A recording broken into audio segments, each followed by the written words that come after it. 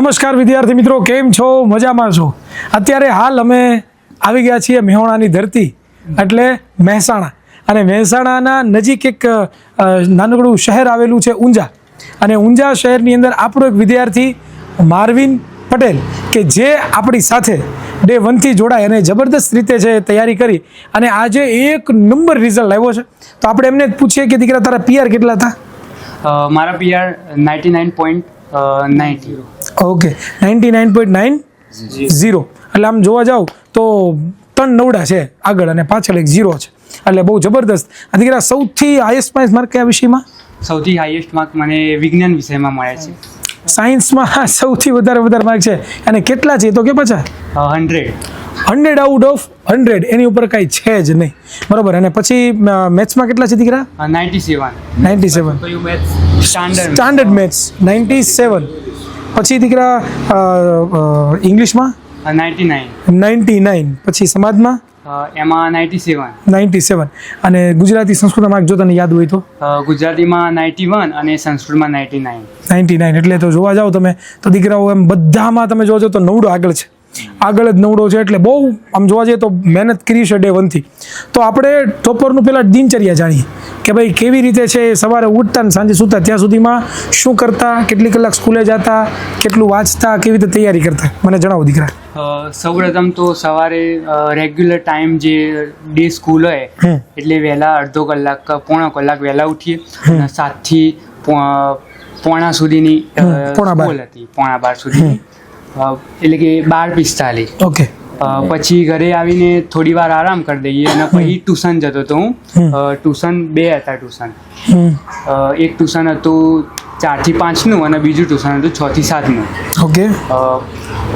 અને ત્યાં ટ્યુશન બાદ જે કંઈ પણ ભણ્યા હોય તેનું રિવિઝન કરતા હતા, અને બાકી જે એક્સ્ટ્રા મટીરિયલ હોય એ કરતા હતા. અને મેં વિદ્યાકુલ છેલ્લા લાસ્ટ 2 મંથમાં વધારે એમાંથી જોઈને સ્ટડી કરી હતી. વિદ્યાકુલમાં દીકરા કઈ રીતે જોડાયા હતા અને કઈ બેચમાં જોડાયા હતા? વિદ્યાકુલમાં હું IMP બેચમાં જોડાયો હતો. એમાં આગળના જે સિનિયર મારા હતા એમણે મને કીધું હતું કે તું વિદ્યાકુલમાંથી લાસ્ટ મંથમાં વધારે એમાંથી કરજે, કારણ કે એમાંથી બહુ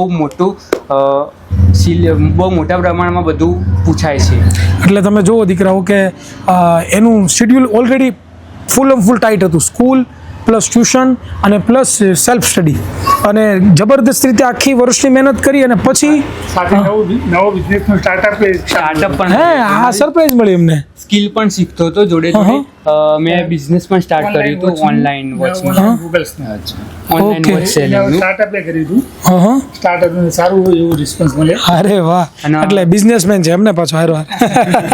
મગજ કોમર્સ વાળાનું છે બાજુ છે ને. તો એ જ પૂછી લે કે આગળ હવે શું કરવાનું છે? આગળ હવે મેં હાલ તો એ ગ્રુપ ડિસાઈડ કર્યું સાયન્સમાં જ, એન્જિનિયરિંગનો પ્લાન. બરોબર. હું કહો છો? ધ્યેય સાયન્સનો છે. મેં કીધું સાહેબે કીધું ને કે મગજ કોમર્સનું છે પણ ધ્યેય સાયન્સનો છે. આગળ હવે એ ગ્રુપ રાખવાનું છે. પહેલાથી જ પેશન ન્યૂ સ્કિલ શીખે જાઓ. તમારો મેન સ્કિલ તો રાખવાની જ, પણ એની સાથે બીજી સ્કિલો પણ શીખે જવાની, જેથી તમને કોઈ આગળ જતાં પણ કોઈ પણ પ્રોબ્લેમ ઊભો ના થાય.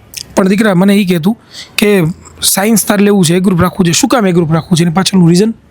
એની પાછળનું રીઝન મને ટેકનોલોજી વિભાગમાં જવું, કોમ્પ્યુટર વિભાગમાં, એટલે મેં એ ગ્રુપ ડિસાઈડ કરી. જો દીકરાઓ ઘણી વખત કેવું થતું હોય કે કોઈ પણ સ્ટ્રીમ પસંદ કરવાની થાય ને, 10મું ધોરણ પૂરું થઈ જાય એટલે ઘણા બધા વિદ્યાર્થીઓનો પ્રોબ્લેમ આવશે કે સર મારે કઈ સ્ટ્રીમ પસંદ કરવી. તો પહેલી વસ્તુ દીકરાઓ તમારે એ યાદ રાખવાની છે કે નક્કી પહેલાં કરો કે તમારે ક્યાં જવું છે. નક્કી જ્યારે થાય કે મારે અહીંયા પહોંચવું છે, અને પછી તમે એ રસ્તો મળે. જેમ કીધું કે મને કોમ્પ્યુટર લાઇનમાં બહુ ઇન્ટરેસ્ટ છે, તો કોમ્પ્યુટર કરવું હોય તો એના માટે શું કરવું પડે? તો કે સર સાયન્સ રાખવું પડે. સાયન્સમાં કોઈ રાખવું પડે તો કે એ ગ્રુપ રાખવું પડે. ત્યારે છે ને એને એ રસ્તો મળ્યો અને પછી આવી પ્રમાણે કામ કરશે. હું તમને દેખાડું, મારી પાસે આ માર્વિનભાઈ છે, એમના થોડાક શું કહેવાય કે બુક્સ છે. તમે જુઓ કે આ તમે જે 4 બુકો જોઈ રહ્યા છો ને, આ 4 બુકોની અંદર એણે જે તૈયારી કરી છે, હું તમને ઘણું કહેતો હોય કે લખીને તૈયારી કરો દીકરાઓ, કે લખીને તૈયારી કરો. તમે આ બુક જોશો ને તો તમને ખબર પડશે કે આ બાળકે એક વસ્તુ, દીકરા બતાવું ને આ તારા હાથમાં, એક વસ્તુ છે એણે આ બુકની અંદર લખીને તૈયારી કરી છે. મેથેમેટિક્સ હોય, વિજ્ઞાન હોય, કે સાથે તે વાત કરીએ કે એસએસ હોય, ઇંગ્લિશ હોય, અરે ઇવન સંસ્કૃત હોય ને તો સંસ્કૃત વિષયને પણ સર એણે લખીને તૈયાર કર્યા છે અને એક વસ્તુની તૈયારી કરી છે. એટલે એનો મતલબ કે ભાઈ જો ડેડિકેશન હોવું જોઈએ. જેટલું તમારું ડેડિકેશન હોય એટલું તમારું છે એ કામ સરળ બને. અને બીજી નવાની વાત એ છે કે સ્ટાન્ડર્ડ મેથ્સનો વિદ્યાર્થી છે અને એણે આપણી એક પુસ્તક ગણિત શિક્ષક વસાવી હતી અને આ ગણિત શિક્ષકની બુક એણે વસાવી અને આ બુકની અંદર આખી એણે સોલ્વ કરી છે સંપૂર્ણ એક એક્ઝામ્પલ. કે જે આ બુક આમ જોવા જઈએ તો આપણા લેજેન્ડરી ટીચર સાહિલ સર, કે જેમણે પોતે બનાવી છે, પોતે લખી છે અને એણે આમાં એક્સ્ટ્રા કેટલા બધા સમ નાખ્યા છે અને દરેક આખી સંપૂર્ણ બુકનું છે પોતે સોલ્વ કરી અને સારામાં સારું રિઝલ્ટ લાવ્યું. દીકરા મારે વાત બીજી કરવી છે આઈએમપી બેચની. આઈએમપી બેચમાં તું જોડાયો, શું તને બેસ્ટ લાગ્યું એમાં? આઈએમપી બેચમાં જોડાવાનું સૌથી પહેલાં તો કારણ કહું, તમે કોઈ પણ પ્રકારનું ગમે તેટલું સ્ટડી કરો પણ રિવિઝન વિના એ કોઈ પણ પ્રકારે વેલિડ ના ગણાય. એટલે થતું એવું આમાં રિવિઝનનો ટાઈમ એટલો બધો વિચારી એટલો મળતો નહોતો. એટલે સૌપ્રથમ તો જે વસ્તુ તમે દેખો ને એ વસ્તુ તમારા મગજમાં પહેલી ઉતરી જાય. જેમ કે આપણે યુટ્યુબમાં વિડીયો સ્ક્રોલિંગ કરીએ એમાંથી તમારે જે કેટલી બધી માહિતી મળે એ પ્રમાણે મેં વિચારીને આઈએમપી બેચ લીધી હતી, જેથી કોઈ પણ ફ્રી ટાઈમ મળે એથી તમે એ વિડીયો જોવો, જે વિઝ્યુઅલ હોય એ તમારા માઇન્ડમાં જાય, જેથી તમારે સૌથી સારી ખબર પડે. ધારો કે વિજ્ઞાનમાં સર જે પ્રમાણે સમજાવતા હતા એમાં પણ ફરક પડે. એવું મારું મેન કારણ હતું લેવાનું આઈએમપી બેચ. ઓકે દીકરા, હવે મને એ કે સાયન્સમાં 100માંથી 100 તારા આવ્યા છે, તો 100માંથી 100 તારે માર્ક્સ આવ્યા તો એ 100માંથી 100 લાવવા માટે તે મહેનત કેવી કરી હતી ડે વનથી? સાયન્સમાં મારું એ પ્રમાણેનું શેડ્યુલ હતું. મેથ્સ સાયન્સ ડેલી બેઝ ઉપર રિવિઝન કરતો હતો. ડેલી બેઝ જે સ્કૂલમાં ચલાવે, જે ટ્યુશનમાં ચલાવે, એ બધું જ રિવિઝન સાયન્સ અને મેથ્સમાં રેગ્યુલર બેઝ ઉપર કરવાનું. ઓકે, હવે આ આટલું સારું પરિણામ તું લાવ્યું, હવે તારું સારું રિઝલ્ટ પણ આવ્યું, બહુ સરસ રિઝલ્ટ આવ્યું છે, બહુ મસ્ત એણે પ્રિપેરેશન કરી છે. પણ આજથી તને થોડોક 10 મહિના પાછળ લઈ જાઉં છું, બરાબર? અને ત્યારે તે આવો કંઈ ગોલ નક્કી કરેલો કે નહીં મારે આટલું રિઝલ્ટ લાવવું છે? એવો સ્પેસિફિક ગોલ નહોતો કે આટલા માર્ક્સ લાવવા, પણ એવું માઇન્ડમાં હતું કે લાવીશું તો ફર્સ્ટ નંબર લાવીશું સ્કૂલમાં, પણ એવો કોઈ ગોલ નહોતો કે આટલા જ પર્સન્ટેજ. ઓકે, પણ પછી આજે તે રિઝલ્ટ આવ્યું તો પછી તને એમ લાગ્યું કે નહીં મારે ગોલ નક્કી કરવો જોઈતો તો કે ન કરવાની જરૂરી તો ચાલે? હા, મને એવું ફીલ થયું, કારણ ગોલ નક્કી કર્યો, માર્ક્સનો ગોલ નક્કી કર્યો હોત તો હું ઇમ્પ્રૂવ કરી શકત. પણ એટલે આ જોવા જાવ ને તમે, આ ટોપર પોતાની મિસ્ટેક કહી છે, આવું કોઈ કહે નહીં. બધા ટોપર્સ હોય ને બધા સારું જ બધું કહે કે મેં આમ મહેનત કરી. પણ આ પહેલો ટોપર અમને એવો મળ્યો છે માર્વિન, કે જેણે પોતાની ભૂલ કીધી કે ભાઈ ગોલ રાખવો બહુ જરૂરી છે. તમે ગોલ રાખશો તો ત્યાં પહોંચવાની તમને ભૂખ જાગશે, બરોબર? આજે સાયન્સમાં 100માંથી 100 લાવ્યા, એને મેથેમેટિક્સમાં પણ 100માંથી 100 લાવવા હશે, પણ ક્યાંક એનો ગોલ મિસ આઉટ થયા.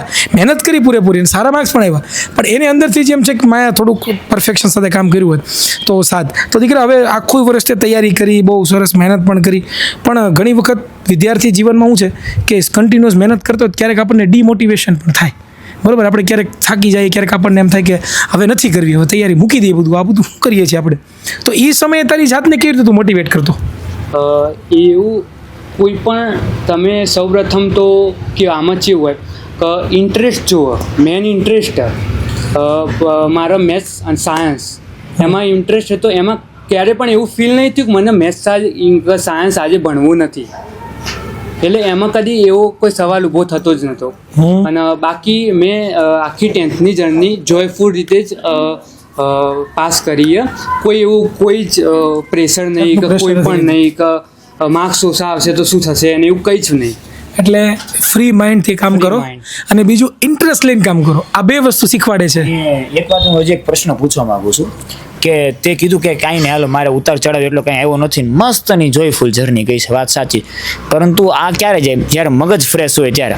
હવે મગજ ફ્રેશ રાખવા માટે ઘણા ખરા વ્યક્તિઓ કાંઈક ને કાંઈક એક્ટિવિટી કરતા હોય, તો એ રીતે તારા મગજને ફ્રેશ રાખવા માટે તું એક્સ્ટ્રા એક્ટિવિટી શું કરતો?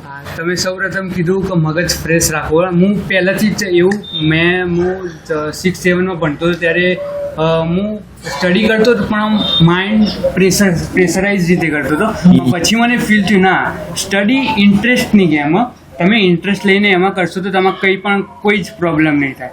એટલે પહેલાં તો ફ્રી માઇન્ડથી હું ભણ્યું અને હું ફ્રી માઇન્ડ માટે હું નવી નવી સ્કિલ શીખવી, કોઈ પણ પ્રકારનું વર્ક કરવું, કોઈ પણ વ્યક્તિ જોડે કમ્યુનિકેટ કરવું, કરવું, હા. ચિત્ર દોરવું, પેઇન્ટિંગ પણ કરે છે. Painting પણ વાહ, કરે. સરસ. તો આ ક્રિએટિવિટી કહેવાની છે. પેઇન્ટિંગ પણ હું અંદર મારા પેઇન્ટિંગ પડ્યા, હું પેઇન્ટિંગ તમને પણ હમણાં જ બતાવું, વાહ. એ કરતો હતો. તો જોયું વિદ્યાર્થી મિત્રો, તમારી અંદર ક્યારેય પણ જીવનમાં ખાલી ભણવું જ, એમ તો હું ભણવાને સપોર્ટ આપું છું, પરંતુ ખાલી ભણવા કરતાં તમારી અંદર કાંઈક પણ એવી સ્કિલ હોય ને તો એની સાથે સાથે પેરેલલમાં એને ડેવલપ કરો કે જેના થકીથી તમારું માઇન્ડ ફૂલ્લી સ્ટ્રેસફુલ ના રહે, શાંત રહે, અને જેના થકીથી તમારું ભણવાનું કાર્ય પણ પૂરી ઈમાનદારીથી થાય. અને હજી એક લાસ્ટ એક પ્રશ્ન. આગળ સર તમે ઓલી નોટ્સ બતાવી, યસ સર. હા, આ 4-5 નોટ્સ બતાવી. મારો પ્રશ્ન એ છે, આ 4 નોટ્સ જે બનાવી છે એ આખા વર્ષની મહેનત છે કે છેલ્લી રિવિઝન વાળી મહેનત છે? એમાં જે આખા વર્ષની જ છે યાર. ગણિત અને સાયન્સ આખા વર્ષથી જ મહેનત કરીએ, ગણિત અને સાયન્સ. એટલે એ જે લખાણ કાર્ય કરતો એ બધું આ 4 બુકની અંદર આવી ગયો કે આ છેલ્લા 2 મહિનાની રિવિઝન વાળું કાર્ય છે? આમાંથી જે મેં તમને બતાવી ને વિજ્ઞાનની, આરે છેલ્લા 2 મહિનાની જે છેલ્લા 2 મહિના બોર્ડ્સ આવે એટલે શું નાની બાબત તમારે ધ્યાન રાખવી, કેવી રીતે લખાણ પદ્ધતિ કરવી, અને મેન વિજ્ઞાન વિષયમાં આકૃતિઓ, જે આકૃતિઓ મેં દોરીને કરી હતી બધી જ પ્રયોગો સાથેની, જે બધી બાકી કરી હતી છેલ્લા દિવસોમાં. નકર આ પૂછવાનું કારણ એ હતું, નકર આ 4 બુક બતાવી ને એટલે વિદ્યાર્થીઓમાં બસ આખા વર્ષનું 4 બુકમાં કામ પૂરું થઈ ગયું. આ એને રફ વર્ક કર્યું છે, એ હા, બતાવવાનું છે. અને આ બુક ઈ કામની છે કે જ્યારે પરીક્ષા હોય ને તો પરીક્ષાના એન્ડ મોમેન્ટમાં ડાયરેક્ટલી સ્પીડમાં રિકોલ કરવા માટેની બુક્સ છે. યસ. તો દીકરા, હવે બીજો મારે એક નાનકડો સવાલ તને પૂછવો છે, આઉટ ઓફ સિલેબસ, કે તારા માટે મોબાઈલ ફોન છે એ વરદાન રૂપ થયો કે રાક્ષસ રૂપ થયો? આમાં 2 સવાલ હું આપવા માંગીશ. એક બાજુ રાક્ષસ રૂપી પણ છે અને એક બાજુ વરદાન રૂપી પણ છે. તો આ ઇન્ટરેસ્ટિંગ એક જવાબ છે. ટાઈમ એવો આવ્યો તો જ્યારે મિડમાં હોય, આપણે ના બોર્ડ આવતું હોય, શરૂઆત સ્ટાર્ટિંગ ફેઝ ગણો, ત્યારે એવું હતું કે મોબાઈલ વધારે પડતો જોતા યુઝ કરતા હતા આપણે, એટલે ના કંઈ એવું બોર્ડનું પણ કોઈ ટેન્શન નહોતું. ત્યારે એક સમય મને એવું લાગ્યું હતું કે મોબાઈલ વધુ પડતો યુઝ થઈ રહ્યો, પરંતુ પાછળના ટાઈમે મોબાઈલ વરદાનરૂપી ઉપયોગ થયો. કારણ કે જે પ્રકારના તમે વિડીયો દેખો યુટ્યુબમાં કે વિદ્યાકુલમાં, મેં જે પ્રમાણે જોઈન થયો IMP બેચમાં, એ પ્રમાણે બહુ ફરક પડ્યો, બહુ યુઝફુલ થયું. એટલે એનો મતલબ કે આ જે તમને ભગવાને આપણને આ સરસ મજાની ગિફ્ટ આપી છે એનો ઉપયોગ સારો કરવો, એ પણ આ ટોપર કહે છે. આ ટોપર એની મિસ્ટેકો કહે છે, આ સમજવાનું છે તમારે. કે ડે 1 થોડોક આમ લિબરલ રહેતો હતો કે ભાઈ મોસ્ટ ઓફ રીલ સ્ક્રોલ કરવાની હોય, યુટ્યુબમાં બીજા વિડીયોઝ જોવાના હોય અને કારણ વગર જેની કંઈ જરૂર નથી. પણ પછી એણે શું કર્યું કે ફોકસ કર્યો, ભાઈ મારે આ વસ્તુ છે, મારે મોબાઈલ ફોનમાં જોવાની છે, હું એ જ જોઈશ, બીજી કોઈ વસ્તુનો ટાઈમ પાસ બને ત્યાં સુધી નહીં કરું. તો બસ આ હતું. બીજું દીકરા, હવે IMP બેચમાં તું જોડાયો હતો તો અમારા બધા શિક્ષકોના લેક્ચર તો જોયા જશે. હા, યસ. તો તારા 4 શિક્ષકોમાંથી કયા ફેવરિટ ટીચર છે? શિક્ષકો બધા જ પ્રકારના, બધા જ શિક્ષકો ફેવરેટ. હા, મને એમ લાગ્યું કે હમણાં એમ કે હિરન સર તમે બધા જ હું જે પણ ટ્યુશન ગયો, સ્કૂલ ગયો અને જે ઓનલાઈન ટીચર બન્યા, બધા જ ટીચરોનું યોગદાન મારા રિઝલ્ટમાં રહ્યું જ છે. અને ટીચર જ એવા વ્યક્તિ, ટીચર અને મારા ઘર ફેમિલીવાળા, મારા ફાધર, દાદા બા, બધાનું જ યોગદાન મારા રિઝલ્ટમાં રહ્યું, કારણ કે એમના સપોર્ટ વિના તો હું પહેલી વાત તો રિઝલ્ટ જ મેળવી ના શકું. સાચી વાત છે, 1 નંબર ભાઈ.